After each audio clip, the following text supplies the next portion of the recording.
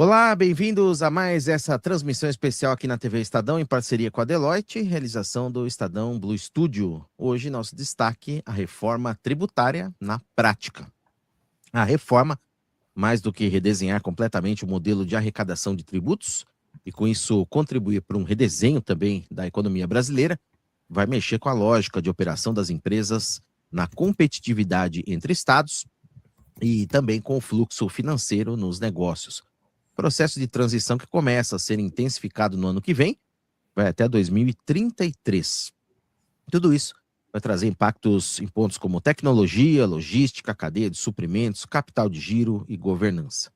É natural que seja um cenário onde haja riscos, mas, e isso é importante, também onde surgirão várias oportunidades. E são essas novas possibilidades que estão ao alcance das companhias que souberem usar dados e inovação como vantagens competitivas nesse momento muito importante dessa transição de um modelo para o outro, isso em termos tributários. Para conversarmos mais sobre o que se desenha para o futuro e essa verdadeira nova era para as companhias, eu recebo hoje Carolina Verdinelli e Guilherme Giglio, ambos atuando como sócios de tributos indiretos da Deloitte. Sejam muito bem-vindos, os dois aqui. Bem-vindo a você também que nos acompanha neste programa especial sobre a reforma tributária. Eu começo já encaminhando a primeira pergunta para Carolina. Carol, reforma tributária que abre uma nova era para as empresas, como a gente disse, ninguém duvida disso. O que isso significa estrategicamente e como as corporações podem alinhar tecnologia, finanças e logística para transformar esse momento tão especial de transição, a reforma tributária, em uma vantagem competitiva real? Bem-vinda aqui ao nosso programa. Prazer em contar com a sua presença aqui. Obrigada, prazer em estar aqui com você de novo. É importante a gente falar sobre esse tema aí, relevante, que tem sido pauta da agenda de executivos de todas as empresas no Brasil aí nos últimos 2 anos. A gente está às vésperas dessa virada aí para 2026, onde a gente efetivamente começa a implementação da reforma tributária. A gente tem falado aí ao longo desses últimos 2 anos sobre os desafios da reforma, mas seguindo aí a pauta da sua pergunta, a reforma tributária não vai trazer só desafios, e a gente já falou sobre os desafios aqui, né, em outra oportunidade. Acho que é importante a gente trazer quais são as oportunidades que as empresas podem se apropriar nessa avaliação de reforma tributária. E são várias, né? A gente tem conduzido aí vários trabalhos de avaliação dos impactos da reforma. A gente vai trazer aí algumas oportunidades importantes que as empresas precisam avaliar, porque a reforma tributária ela muda, como você bem comentou, o modo, né, de se fazer negócios no Brasil. Como todos, né, sabem, a reforma tributária ela vai vigorar aí, né? A gente vai ter uma transição por 7 anos, a começar em 2026, terminando aí em 31 de dezembro de 32, então a gente vai ter efetivamente a materialização, finalização da reforma tributária em 1º de janeiro de 33, e ao longo de todos esses anos a gente vai ter mudanças escalonadas, e a ideia é que ao fim dessa transição a gente tenha algumas mudanças, e uma delas é o fim dos incentivos fiscais, especificamente incentivos fiscais aí estaduais, que são incentivos bastante importantes hoje para várias indústrias e vários setores em regiões brasileiras. O fim dos incentivos fiscais ele vai trazer desafios e também oportunidades para as empresas reavaliarem a sua malha logística. Então, esse é um primeiro ponto aqui de relevância que a gente traz para essa discussão, que é a necessidade de avaliação das estruturas de malha. Hoje, no Brasil, empresas, quando vão se instalar em alguma região no Brasil, seja para abrir um novo centro de distribuição ou efetivamente investir numa planta fabril, se estuda a existência de incentivos fiscais nas regiões onde se pretende localizar aquele negócio ou aquela operação logística. Com o fim dos incentivos fiscais, a gente vai ter uma necessidade aí das empresas reavaliarem, será que a minha malha é a mais puramente logística, é a mais otimizada possível? Quando que o fim desses incentivos ou quando que a redução gradual desses incentivos vai fazer com que o ganho tributário que eu tenho hoje acabe não fazendo sentido do ponto de vista de malha? Então, uma oportunidade de reavaliação da malha, ela é importante para entender em que momento que essa malha eventualmente tenha que ser modificada, para que a gente saia de hoje, né, um ótimo logístico tributário para um ótimo logístico, com o fim dos incentivos fiscais. Então, esse é um primeiro ponto aí de oportunidade importante para ser avaliada. E isso vai trazer com que empresas que hoje, eventualmente, por conta de incentivos fiscais de concorrentes, não consigam entrar em algumas regiões, eventualmente, com o fim dos incentivos, consigam ganhar market share em regiões que hoje não conseguem entrar por conta dos incentivos. Um outro ponto de oportunidade importante aqui para ser ressaltado, Daniel, com o fim dos incentivos, a legislação da reforma tributária, né, o novo sistema tributário trouxe 2 fundos aí, né? E um desses fundos é um fundo aí para ressarcimento das empresas que vão, ao longo da transição da reforma, de 29 a 32, perder um pedaço dos seus incentivos, 10% ao ano, né? De 29 até 32, o que totaliza aí, ao longo desses anos da reforma, 1 ano de incentivo perdido. É muito importante que as empresas comecem a avaliar os seus incentivos fiscais agora, para entender se os requisitos que a reforma exige para acesso a esse fundo, e é um fundo administrado pelo governo federal, é recurso do governo federal, e que vai ser administrado e gerido pela Receita Federal, entender se a empresa tem acesso a esse fundo. Alguns requisitos para acessar esse fundo, né? Então, incentivos com contrapartida, né? Se não existe uma contrapartida, vai ser difícil o acesso a esse fundo. Então, as contrapartidas, muitas vezes, quando as empresas vão para os estados, são geração de empregos diretos, indiretos, um valor de investimento em ativo. Então, existem várias contrapartidas aí que tornam esse incentivo, vamos chamar assim, de oneroso. O estado dá um incentivo e a empresa tem uma contrapartida a cumprir, que é um requisito essencial para esse incentivo ser concedido. Outro requisito, que o incentivo tenha sido concedido até maio de 23. Então, existem vários requisitos na legislação, né, que fazem com que a empresa possa acessar ou não esse fundo. É de extrema importância que as empresas comecem a acessar esses requisitos agora para entenderem o acesso a esse fundo, que apesar do processo ainda não estar regulamentado, a gente já entende quais são os requisitos e esses requisitos têm que ser cumpridos para que o acesso ao fundo seja liberado pela Receita Federal. Então, essa é uma outra oportunidade importante, avaliar isso já para que consiga acessar o fundo, né? Existem outros benefícios aí e oportunidades importantes relacionadas à reavaliação de estruturas societárias, empresas muito verticais, será que faz sentido? Então, tudo isso pode ser oportunidade para ser acessada durante um projeto de reforma. Uhum.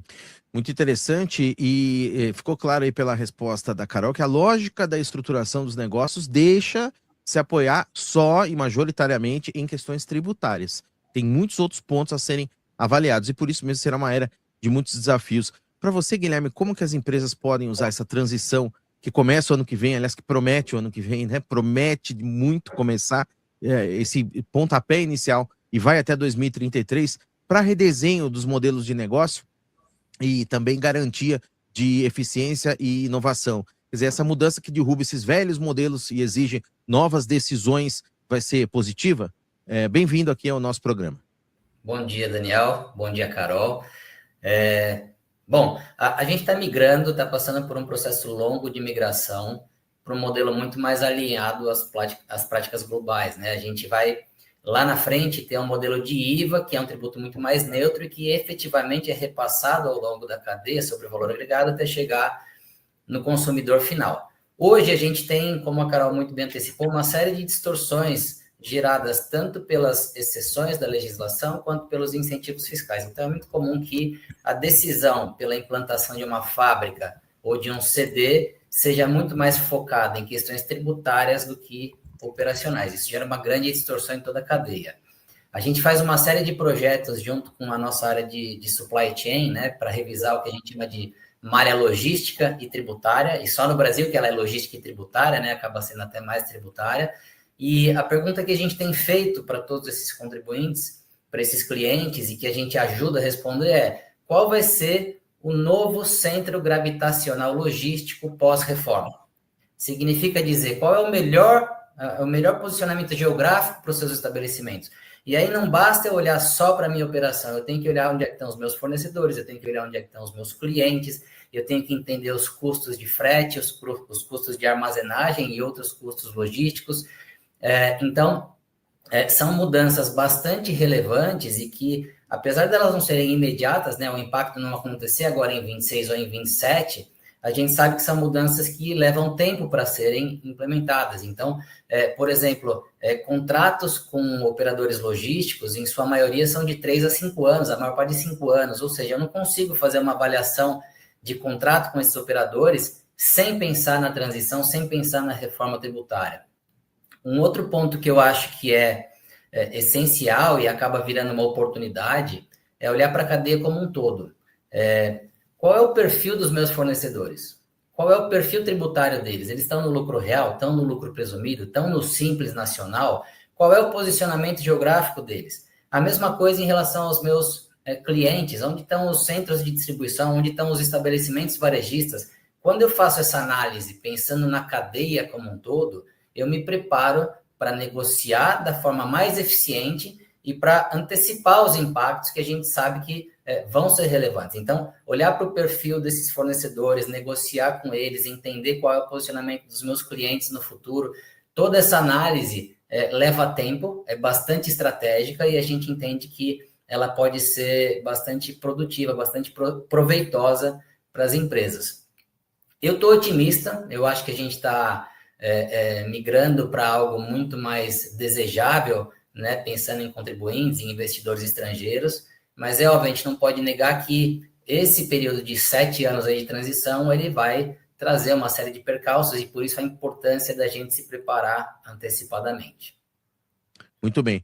Agora, Carol, o Guilherme também comentou muito bem aí que vai ser necessário, e você também falou na sua primeira resposta, esse redesenho, muitas vezes, dessas cadeias. Agora, isso é uma coisa, e dentro do ambiente da empresa, uma outra coisa é justamente o processo, que vai ser muito profundo, de você reestruturar os procedimentos de arrecadação, prestação de contas, etc., que passam a ser obrigatórios. E vão exigir, por sua vez, mudanças também profundas, em sistemas, treinamentos, nos times, etc. Como equilibrar essas duas coisas? Quer dizer, você vai ter uma preocupação de redesenhar o seu negócio, vamos dizer assim, e também redesenhar o seu modelo arrecadatório. Como equilibrar isso, né? E quais são os cuidados que devem haver nesse processo aí? E qual que é o papel das lideranças, times de tecnologia, em enlaçar essas duas frentes que serão muito importantes? Muito legal essa pergunta, Daniel, porque a reforma tributária ela vai permear todas as áreas das empresas, né? Eu não canso de repetir, aliás, a gente não cansa de repetir aqui que essa reforma tributária é uma reforma tributária no nome, mas a verdade é que ela traz uma mudança significativa em todas as áreas da empresa. E essa pergunta de como equilibrar tantas mudanças, né, durante essa fase de transição e também no pós-transição, a nossa perspectiva é de que a gente vai ter mudanças de negócio que precisam ser avaliadas, a gente vai ter mudanças, como o Guilherme comentou, na malha, a gente vai ter mudanças no modo como se apura um tributo. Hoje as empresas precisam fazer a sua apuração fiscal, preencher uma obrigação acessória. A ideia é que isso mude, a gente vai migrar de fechamentos fiscais com elaboração de obrigações acessórias para algo mais real-time. O Brasil, né, tem trazido, importado aí um conceito de real-time reporting, ou seja, a apuração tributária ela vai ser real-time, a emissão da nota, eu vou saber quanto que eu tenho de crédito pelo que o meu fornecedor me vendeu naquela nota no dia 10 de dezembro de 2027, por exemplo, e também vou saber o quanto que eu tenho de débito naquele dia, então vai ser muito mais live, né? Eu não preciso fazer o fechamento para saber o que eu tenho de crédito, o que eu tenho de débito. Isso muda a contabilidade, isso muda a parte de fluxo de caixa, muda o modo como as rotinas fiscais são feitas hoje. Mas não é só isso, né? A gente tem aí toda uma parte de necessidade da área de suprimento ser envolvida para renegociação de contratos, necessidade de reprecificação dos produtos ou serviços que a empresa vende hoje. Então, como você bem comentou, é um plano de ação com muitas ações e são ações relevantes para as empresas. Como equilibrar tudo isso? A nossa perspectiva tem sido de que esse é um projeto importante, é um projeto que pode trazer problemas para as empresas que não endereçarem todas as ações necessárias e pode trazer oportunidades para quem conseguir endereçar e conseguir liderar a sua cadeia, né? O Guilherme trouxe aí uma perspectiva muito interessante de que é uma mudança da cadeia. A gente começa lá desde o primeiro fornecedor do insumo mais primário até chegar ao produto, por exemplo, uma gôndola. Então, a gente tem uma mudança de cadeia, né? Uma mudança de como se precifica produto, como se toma crédito e como se precifica a mercadoria na venda. Então, a perspectiva é de que esse é um projeto robusto, é um projeto complexo, que precisa ter um plano de ação desenhado no nível bastante detalhado e como liderar tudo isso, como fazer todo esse plano de ação funcionar. Obviamente, tem que ter aí um sponsor, é importante que haja um PMO, alguém liderando esse projeto do ponto de vista de prioridades. É importante que esse plano de ação seja detalhado e que cada área envolvida nesse plano de ação esteja embarcada no projeto. Então, suprimentos vai estar embarcado no projeto, comercial, produtos, operação, jurídico, RH, todo mundo vai sobrar para todo mundo, a gente fala, né? Então, esse plano de ação, ele tem que ser muito bem estruturado, acompanhado, para que a gente não tenha a empresa sem saber para onde ir, com muitas ações aí ao mesmo tempo, uma atropelando a outra. Então, essa é a estruturação que a gente tem proposto aí para os nossos clientes, tá? Muito bem. Importante ressaltar, né, Carol e Guilherme, que nós teremos, a partir do ano que vem, não a substituição do modelo, mas a convivência, né, dos dois modelos também, do atual e do novo, ao mesmo tempo, né, que também é um desafio, isso representa também um desafio, mas também pode ser uma oportunidade, como a gente está conversando aqui. E, Guilherme, uma das principais mudanças já para 2026 será a obrigatoriedade de emitir e receber notas fiscais em um novo padrão, né? Em 2027 entra em vigor a CBS, que vai substituir o PIS/COFINS. Quais são os maiores desafios tecnológicos desses processos a curto prazo e como se preparar melhor também para essas mudanças? Bom, acho que a questão de TI, da emissão da nota, foi a primeira grande corrida dos contribuintes, a maior preocupação, porque foi um requisito legal já para 2026 para que as empresas não recolham o 1%, né, da alíquota combinada de CBS e de IBS. Então, foi a maior corrida para que as empresas estejam preparadas para emitir essas notas fiscais com os novos campos. Só que quando a gente fala de implementar novos campos, não é pura e simplesmente abrir os novos campos ali. A gente tem todo um processo por trás daqueles campos para conseguir apurar o imposto corretamente, e os impostos têm bases diferentes e regras diferentes, assim como as alíquotas, criar o processo subsequente para contabilização, e aí, isso num primeiro momento, pensando em compra e venda, em prestação de serviços, que é o dia a dia da empresa. Só que, além desses novos campos, foram criadas novas notas fiscais e novos tipos de documentos fiscais eletrônicos que não existiam até então. Então, além de adaptar essas notas fiscais das operações do dia a dia, os contribuintes também vão ter novos documentos, por exemplo, notas de crédito, notas de débito, operações como locação de bens móveis ou imóveis vão estar sujeitas a documentos fiscais, então as empresas vão ter que emitir documentos para essas transações e também escriturar quando os fornecedores encaminharem esses documentos fiscais. Por trás desse simples documento tem todo um processo que tem que ser criado, e isso, do ponto de vista de tecnologia, é bastante desafiador.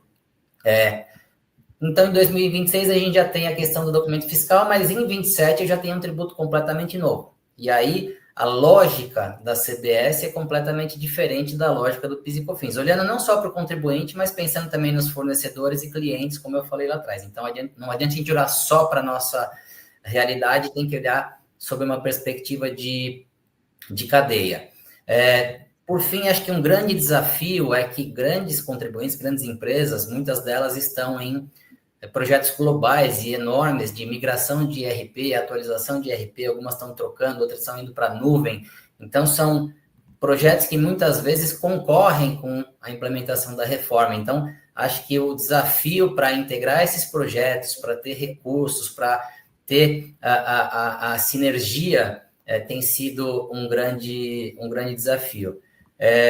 E aí, um último ponto que eu gostaria de falar é que, pensando a longo prazo, pensando que a gente está migrando para um padrão mais simples, a gente tem uma série de oportunidades que já podem ser mapeadas já, pensando em processos tributários. Quando a gente fala de automação, por exemplo, os novos projetos, os novos tributos, eles facilitam a automação de recebimento fiscal, de movimentação de estoque, uma série de outros processos que hoje você tem uma dificuldade para automatizar, mas que a longo prazo serão muito mais factíveis de serem automatizados. Então, pensando no curto prazo, acho que o desafio tecnológico é enorme, mas a longo prazo a gente tende a ter uma melhora bastante significativa.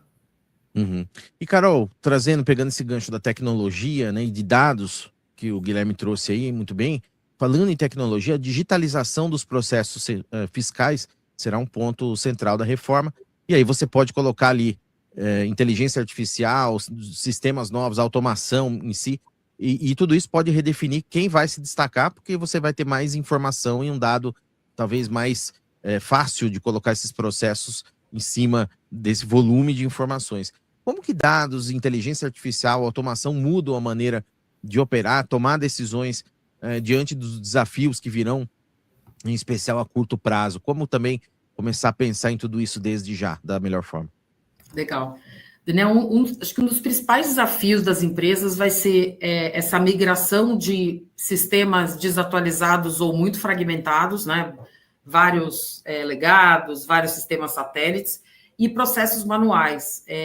O Brasil, apesar do Brasil já ter um sistema tributário bastante digital, né? A gente é benchmark aí ao redor do mundo com nota fiscal eletrônica aí desde 2008, os SPEDs também a partir de 2010. Então, o Brasil já tem um sistema digital tributário há bastante tempo, mas a gente ainda percebe várias empresas ainda com RPs, né? Seja porque é um RP com uma instância global, RPs desatualizados, muitos sistemas, né? Muitos processos manuais, o que fazem com que o tal do fechamento fiscal, né? O fechamento fiscal do mês, seja bastante conturbado, né? Empresas aí que não conseguem muitas vezes gerar as suas apurações no sistema, às vezes tem que fazer muita coisa na mão, né? Acho que a gente está num momento agora, e o Guilherme bem comentou isso, né, em que a gente tem o exato momento para conseguir investir em tecnologia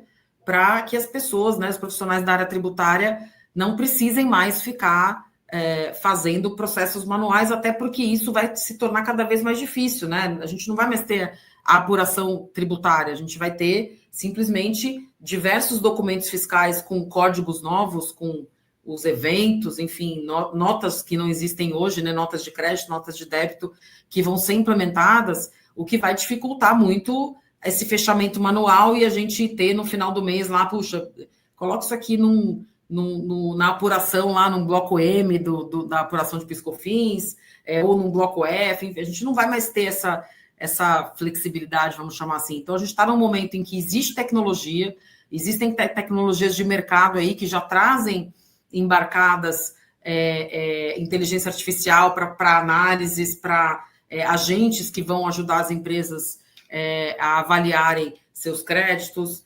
avaliarem a precificação, avaliarem a emissão de documentos fiscais. Então, é importante que as empresas considerem investimento em tecnologia, para que já deveriam estar considerando aí no budget de 25 e de 26 tecnologia para conseguirem atualizar esses sistemas. Muitas empresas aí têm, como o Guilherme comentou, a questão da instância global, migrando de RPs mais antigos para RPs versão cloud, então que isso seja considerado do ponto de vista tributário para automatizar a rotina fiscal, sair do sistema fragmentado, sistema satélite, processos manuais para algo mais automatizado e fazer com que efetivamente os profissionais da área tributária parem de ficar no dia a dia, a gente brinca, né, escovando planilha aí, tentando entender, fazer o fechamento tributário e conseguir olhar a estratégia tributária. Tem muito de estratégia tributária para ser olhada ao longo da implementação da reforma, seja nas compras, seja nas vendas. Então, liberar esse time que tem conhecimento tributário para fazer algo estratégico e os sistemas aí gerando automações e gerando as análises que vão precisar ser feitas para a apuração que vai ser, como eu comentei, a apuração assistida, real-time reporting. É importante que os sistemas estejam preparados para isso. Uhum. Queria trazer o ponto, Guilherme, de ferramentas como o TaxBrain, né, que permitem simular esses cenários, antecipar impactos, etc. como que o uso de analytics de dados pode, como a Carol já comentou aí, mas eu queria reforçar contigo, ser o ponto-chave para repensar os modelos de logística, como a gente dizia no início, localização, por exemplo, de CDs, decisões de suprimentos, já que a reforma vai mexer profundamente com tudo isso, e repensar também as relações tributárias entre estados, entre empresas e suas cadeias, hein? Bom, Daniel, acho que a gente fala muito isso, né? E repetindo o que a Carol falou, o Brasil ele é benchmark quando a gente fala de tecnologia aí para a área tributária. As obrigações acessórias, elas têm uma massa enorme de dados lá, visibilidade de fornecedor, cliente, detalhe de item, tipo de uso, movimentação dos estoques, frete, tudo que você pode imaginar já é disponibilizado de forma periódica pelos contribuintes. E nesse contexto, o Brain ele surgiu como uma necessidade lá atrás, porque a gente precisava de um sistema para digerir todos esses dados, e no final ele virou uma ferramenta poderosa também no ambiente da reforma tributária, porque com essa massa de dados e com a possibilidade de aprendizagem da máquina, o sistema ele consegue fazer uma análise estruturada desses dados, ele consegue identificar, por exemplo, padrões de operações, padrões de fornecedores, padrões de clientes, tendências, e aí ele facilita também, ele gera uma análise preditiva que vai auxiliar na definição, por exemplo, de alternativas. Então, no final do dia, ele virou muito mais do que uma calculadora ou muito mais do que uma ferramenta para identificar impacto de carga tributária, etc. Hoje ele gera cenários, ele mostra impactos de fluxo de caixa, ele faz uma análise preditiva de fornecedores, ele monta cenários, por exemplo, o que pode acontecer se o meu fornecedor A migrar do regime do simples para o regime do lucro real.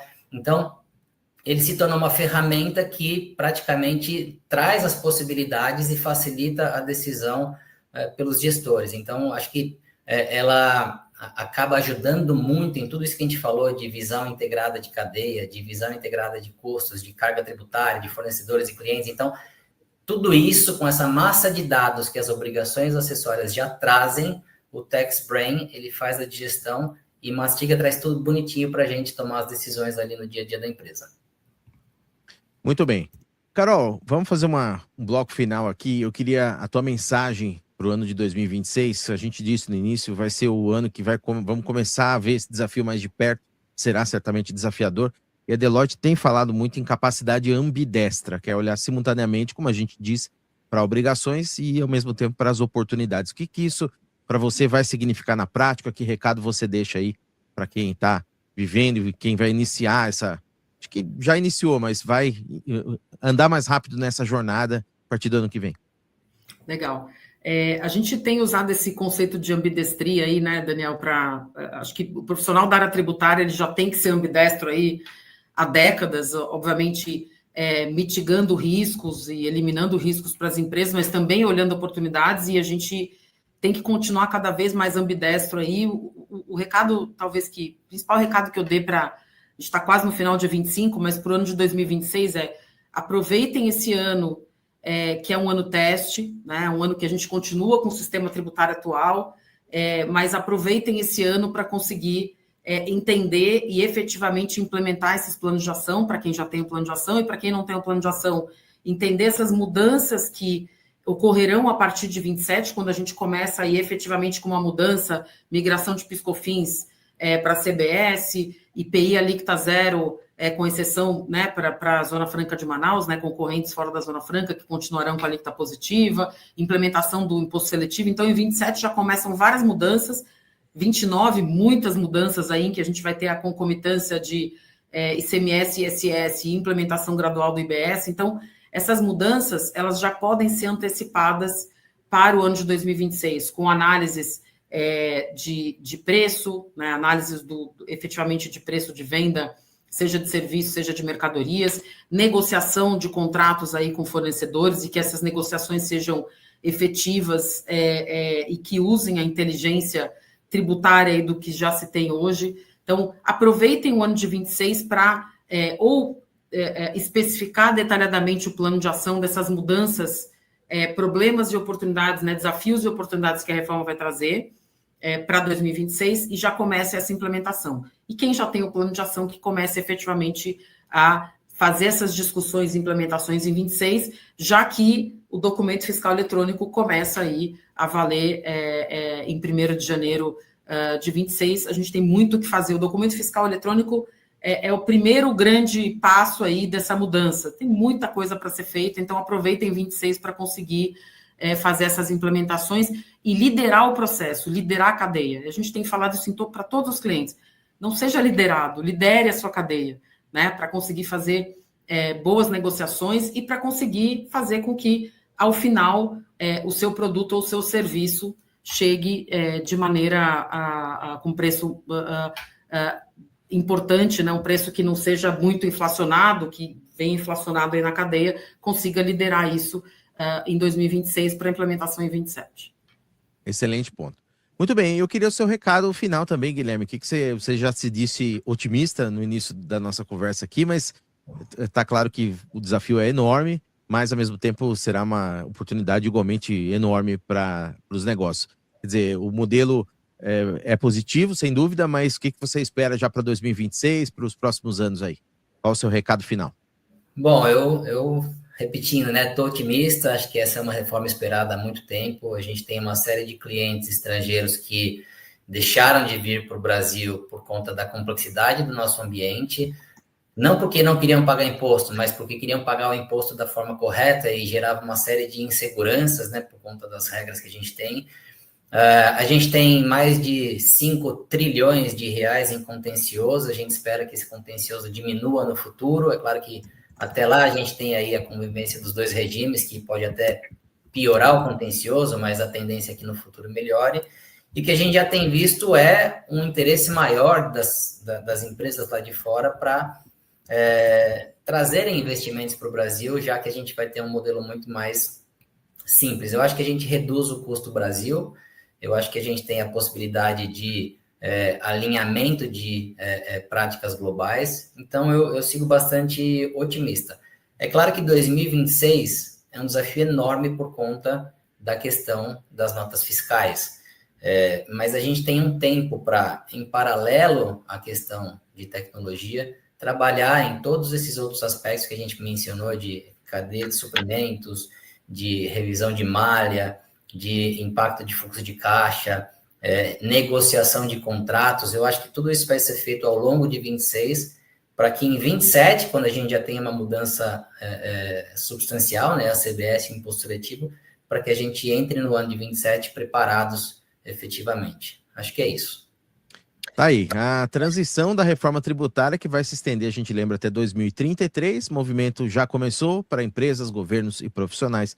Entender a mudança será decisivo, ponto-chave para competir no novo ambiente econômico brasileiro. Eu agradeço muito a Carolina Verginelli e também o Guilherme Diglio, ambos sócios de tributos indiretos da Deloitte. Muito obrigado a você também que nos acompanhou nessa transmissão especial sobre a reforma tributária na prática. Certamente voltaremos a falar sobre esse tema em breve aqui nos canais do Estadão, em parceria com a Deloitte, com o Estadão Blue Studio. Um grande abraço, obrigado a vocês e até a próxima. Obrigado.